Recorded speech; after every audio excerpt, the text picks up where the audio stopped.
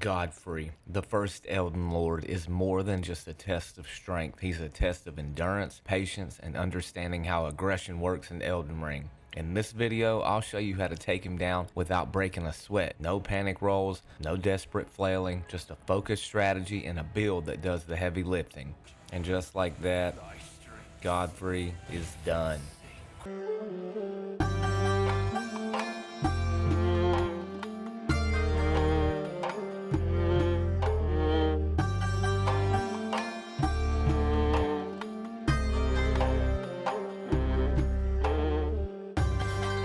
Before we jump in, just be sure to like the video and subscribe if you've been enjoying these boss breakdowns. I've got more fights coming up, and each one shows how to handle Elden Ring's biggest threats with minimal stress. Timestamps are listed below if you want to skip around. Here's what to expect in this video: where to find Godfrey, a full fight demonstration, the build and incantations that made this easy, and a quick summary to wrap it all up. You'll find Godfrey, the first Elden Lord, just outside the Queen's bedchamber side of Grace and Lindell, capital of Ash, the final version of the city after beating Malekith. And if you haven't seen that video, go ahead and check it out. From the Grace, head up the stairs through the Erdtree doors. No side paths, no hidden levers, just a fog gate and one of the most iconic boss fights in the game. Beyond that mist, Godfrey and his less refined alter ego, Hoarah Loux. So now for the portion and the reason why you're probably here.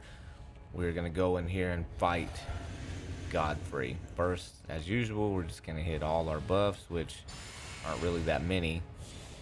About 3 different ones. And then we're gonna go in here. Godfrey literally comes out swinging.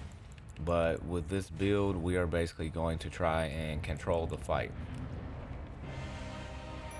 So you want to get Black Knife Tiche out as soon as possible for this one. And you're going to use Black Knife Tiche to create those openings. But you want to help Black Knife Tiche. You don't want Black Knife Tiche dying on you.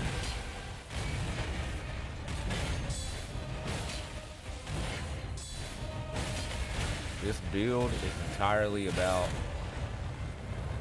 control.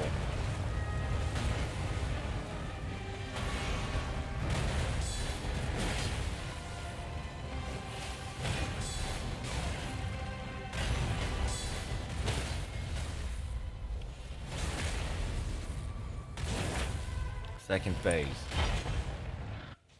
This is when things get interesting.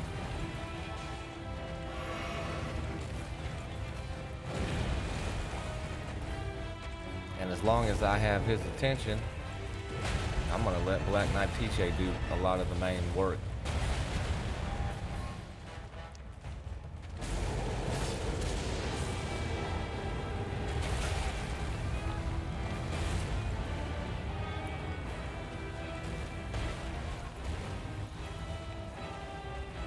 As you can see, his health is slowly being whittled down.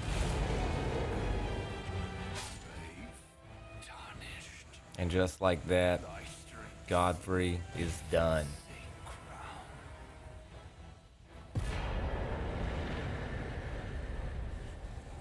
Alright guys, so this build that I have is not rocket science. It is very similar to last week's or the week before's video when I did Malekith and covered him. So for the build, it was all about stability and consistency, which are 2 things that Godfrey hates. So here's what I brought to the arena and why it works. For my main weapon, I had the lightning greatsword with lightning slash. It has pretty good stagger potential and safe countering after blocking.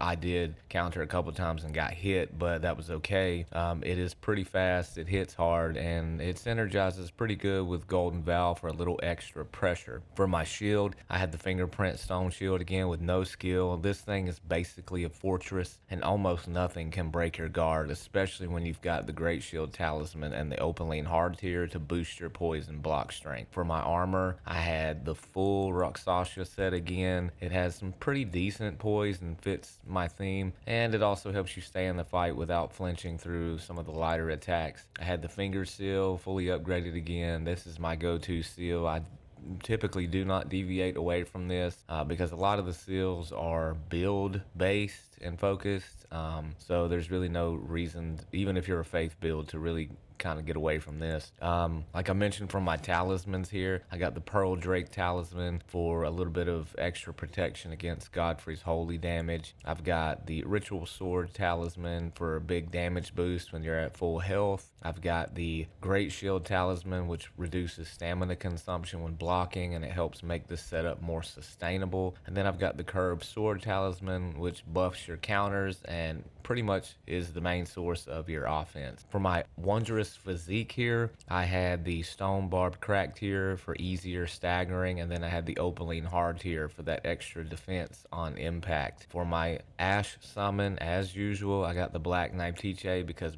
it has great damage and she has percentage-based health chunking and provides just enough distraction during phase 2 to create your, your safe openings. However, as you saw for this particular fight, Black Knife Tiche pretty much won that second phase. So you're really just managing your aggression between you and your summon. So for my incantations, as usual, I had the Blessing of the Erdtree to regenerate health while you're absorbing hits. I had the Golden Vow for the a little bit of extra damage, and then as a backup, I had the Rotten Breath. That's not required, but it is handy if it gives you time to apply it. This loadout again was for control and punishing mistakes and maintaining your ground while Godfrey gets increasingly reckless. So just as a quick FYI, because this question has come up in my comments and it wouldn't be fair to assume that it's common knowledge, any boss you fight in this game, there is a recommended level that you should approach them with. And the further and deeper into the game you go, the higher that level is. And Godfrey and Malekith and some of these later game bosses, the recommended level for them is around 120. Yes, you can absolutely do this at level 1, and you can do this with other builds, but you may have more of a challenging time. So I recommend that you get your level up too, which is something I don't usually talk about in my videos. I have a higher level here, so it may be a little easier for me in some of these boss fights. However, I'm also in New Game Plus 3, and every time you new game, the enemies also scale in difficulty with each time. So I don't know if I'm overpowered, but you still should have a higher level towards the end of this game. Godfrey definitely earns his place in my hardest bosses in Elden Ring series. He's required, relentless, and undeniably aggressive. But when it comes to actual difficulty, he's not sitting at the top of the list. With a solid build, proper buffs, and a little patience, Godfrey becomes more of a performance check than a genuine wall. Phase 1 is controlled and manageable behind a great shield, and Phase 2, while intense, loses a lot of its bite once Black Knife Tiche enters the fight. He's a great boss, visually stunning, thematically powerful, but mechanically lower tier on the pain scale compared to some of the nightmares this game throws at you. If this breakdown helped, be sure to like and subscribe, and let me know where you think Godfrey ranks among the game's hardest fights. Once again, Winks out.